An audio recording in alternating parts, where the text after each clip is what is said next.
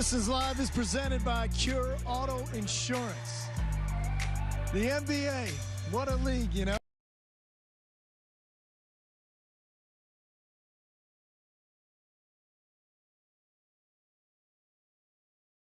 The NBA, what a league, you know. 13 straight coming into tonight. You knew it was going to be tough. Pistons had an opportunity right there at the end, but a chance for immortality, and a new franchise best 14-game win streak comes to a halt here. As the streak ends at 13, all is not lost. I'm here with Greg Kelser, of course. But, you know, it's the beauty of sports. I remember one time listening to a college coach. He said, you know, there's one guarantee when you go out and play basketball. One team wins, one team loses, and you move on. You're not going to win them all tonight, right in their grasp, but a tough one. Certainly a tough one. It was a great game. It was a back-and-forth game. It was immensely important to both these franchises out. Celtics playing really good basketball right now. Wanting to keep that going, keep building. Had a chance to prove who they are against a really, really good basketball team with a 13-game winning streak. You know, neither team could really get away. Boston's right. their biggest lead was seven, and the Pistons' biggest lead was 10 early, and then it was played within that. Every possession seemed to really, really matter. You know, it hurts for sure. You know, no one wanted to see the streak end. Would love to have seen it continue on, see them win their third cup game, but you know, there's nothing to be ashamed about. That's for sure. They played with heart, they played with guts, and they played together. Just couldn't come with the win. Yeah, and that's it. You know, I mean, like being here too. You know, I know obviously the fans at home, you probably got a sense of what the energy was like, but I'm telling you, this place, this building, this environment, but it was fabulous. And this is part of the learning process. You know, you look at some of the best teams in history, and they're going to have some tough losses along the way, but you kind of earmark those and say, okay, we don't want to taste that again. I want to go back toward the end, because from my vantage point right there and you alluded to the idea that Boston was probably going to look to foul. Cade was able to gather and get 3 free throws out of it, much to the dismay of the Boston fans that I was sitting around. And so now you got a chance with 4.4 left in the game to go to the line and potentially push this game to overtime. Let's see if we can go to that play, because they did actually take a look at it again just to make sure that he was in his gathering motion to get the shot off. But a heady play by Cade Cunningham right here. He got into the gather when the grab occurred, and was eventually awarded the 3 free throws. It is unnatural in most instances to get 3 free throws. It just doesn't happen a lot. And with as much, you know, on the line with this, Cade knocking down the first 2, just barely missing the third. And Duran had a pretty decent tap at it. Hey, no faulting the young man on that. You know, he had a tremendous game. You know, just was not meant to be. Yeah. Boston, you know, a lot of teams would probably do what they tried to do, get that foul, but a lot of coaches decide not to do it because what just happened. Sure. But, you know, folks trying to hit 3 free throws in a row at the end of a game, certainly not an easy thing, because you just don't do it that often. I mean, how many times do you get 3 free throws? It's not a common occurrence. Not making any excuses for Cade. He won't make any for himself. But this was a great basketball game. Yeah. It was a tough spot to be in. Now the Pistons get a chance to start a new streak. That's how they have to look at it. That's exactly it, you know. And they will. And they will. I know they'll have a bad taste in their mouth. And again, Cade, you know, the ultimate competitor. And you would say, again, given that situation, like, we'll take our chances, you know. And, like, in the great game of basketball, you just, you know, sometimes you get if it, you know, bounces the other way, maybe we're not even on the show yet because we're still in overtime, you know, talking about what might be. Yeah. But that's the way it goes. And you've got to be able to, I'm not saying develop amnesia and move on right away, but you got to say, hey, man, we had a shot. Weren't able to execute right there at the end, but now we've got another game coming up on Friday. And again, they have bigger ideas in mind. At some point, the streak was going to end. Yeah. You hate that it happened tonight, but to your point, you move on to the next Friday in Orlando, or against Orlando, and start anew. I want to point out that the guy in this game that I think is most directly responsible for Boston prevailing was Derek White, because he hit some big shots. He hit some monster threes down the stretch. 6 in all he hit for the game, but his 27 points, it's not a shock that he got 27 because he's fully capable. He's been like that guy when Tatum was here and it was Brown, then he'd get the scraps. He'd get whatever was left. but he is a tremendous he's a tremendous basketball player, a great shooter, good defense. He's excellent, and it was his game today, I think, that got them over the top. Without him, Pistons would have won this thing by double figures. Yeah, let's look at some of the three-point shooting from Boston because, to your point, was it Cleveland and Oklahoma City the only teams that take more threes? Yeah. Is that it? Uh-huh. And no, Cleveland and Golden State. Golden State. I'm sorry. What did I say? Oklahoma. Oh, that's my bad. Golden State. But their three-point shooting was a problem. And a lot of these shots, man, like obviously Peyton Pritchard can do it, and Derek White. These guys, it's like they weren't even all that clean. You know what I'm saying? Minot was hitting three. I mean, they're deep, and they just keep coming. They just keep coming wave after wave, which again makes Boston such a tough team. I know they, slow out of the gate this season.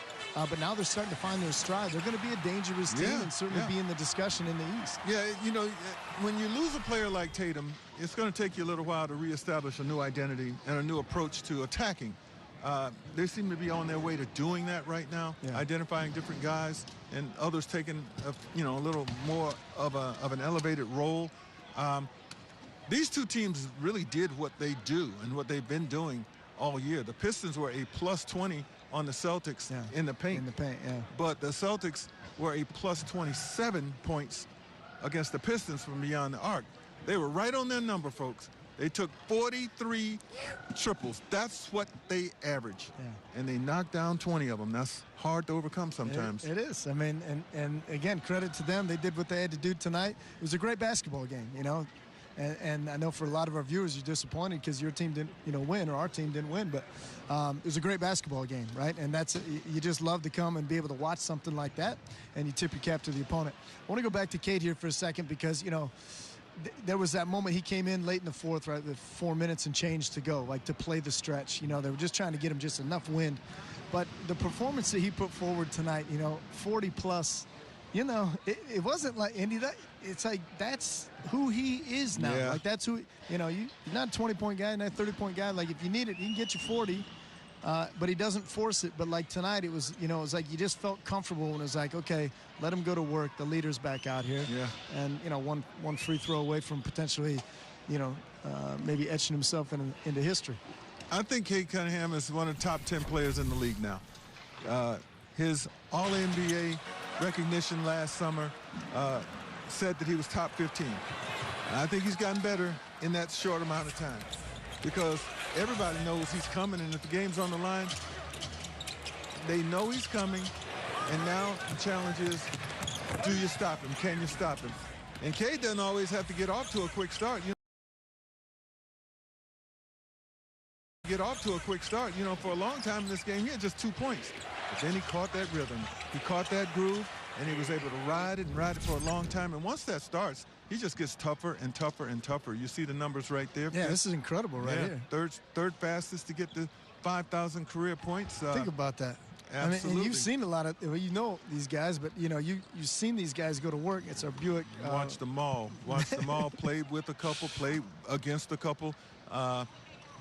Great company, elite company to be in, and just getting started. It's a Buick GMC Provision.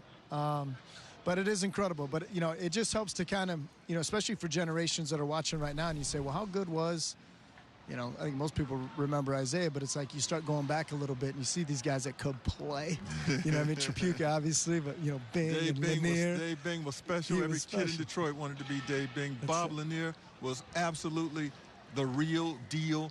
Trapuka could get his stuff going for sure, and Isaiah Thomas obviously the champion. And now Cade is with that, and like you said, just getting started. You hope when it's all over, he'll have some championships. A knockout round. So as it is right now, Pistons down 2-1, but head-to-head would be the first tiebreaker with the Magic and Pistons. So, if the Pistons are able to, they can win this thing. They can still climb over with a victory. Just never know. Yeah. Big game on Friday, folks. That's what we're saying. Yeah, I don't think the court will be green back home, but that bright blue, that certainly looks good. But all in all, I think, be interesting to hear from Coach here momentarily. Just about, again, you guys weren't chasing a streak. Yeah. Sometimes you need things to go your way in order to keep it going. You knew at some point it was going to expire. Sure. You know what I mean? But you still say, hey, we still played a good brand of basketball we can be proud of. we had a chance. You know, you get to choose where you go from here and how you digest this whole thing. They were not really happy with the way they won in Indianapolis, but I think they can be extremely pleased with how they played, eventually losing here in Boston, because this effort will beat a lot of teams, and, you know, almost beat the Celtics today. Yeah, and like I said, it had a little bit of that playoff feel. I know sometimes that gets overused, you know, where it's like, was it a playoff atmosphere? Like, the playoffs are the playoffs. But this place, the way that it did get loud when you're backed up against the wall and you keep coming forward still, proud of their effort. Let's hear now from J.B. Bickerstaff, who's standing by somewhere near here. I mean, again, it was some self-inflicted things. You know, personnel, you know, Derek White likes to shoot off the bounce, right? That little hesitation dribble. We weren't up on him as tight as we needed to be. He came up with some. And I think that was it. You know, I mean, like, we had to do a better job of executing the details to eliminate those and paying attention to the small things, because we knew that was going to be an important part of the game. Coach, you mentioned Derek White. Just how big was he in the second half? I mean, you know, again, he's a champion for a reason. And, you know, games like this, guys like that understand, you know, what they need to do to help their team win. And he did it. Cade, obviously, I think he had 23 in the second half. Was it just missed shots that the team struggled with dominating the stretch, or what do you kind of game of this in the offensive strategy in the second half? You know, again, we got some open looks, I thought. You know, I thought we did a good job of creating for one another, sharing with one another. You know, I feel like we still could have. This could kind of be something to push y'all toward, just building on this.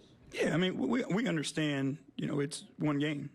And we understand also that we didn't play our best basketball. You know, there was things that we could have done better, and we still put ourselves in position to have a shot at it at the end of the game. So, you know, all these things, you know, tally up, and, you know, again, we're still learning, and, you know, hopefully, you know, we're not as good now as we'll be in April. That's always our goal, right, is to continue to get better and better, and you learn lessons along the way. Obviously, you're in it right now, just lost, but how much you appreciate the 13-game winning streak, showing how far this group has come? I mean, again, I couldn't be more proud of the group, win or loss. That's just, you know, how they make you feel when you're around them every single day.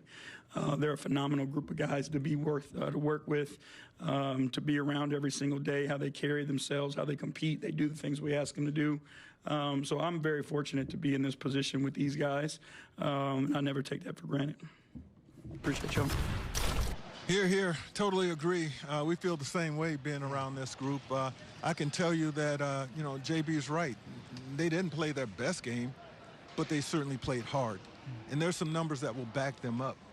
You know, they out-rebounded the Celtics by 12. They limited themselves to just 13 turnovers. It's not bad, folks, yeah, not bad. On the road against some of the pressure that they had in this game. And they got 21 offensive rebounds. You don't do that if you're not playing extremely hard. Just wasn't meant to be. Celtics hit some big shots at the right time. Their 23-point makes, as I said earlier, very difficult to overcome when the Pistons only had 11 3-point makes. But you learn from it, you move on.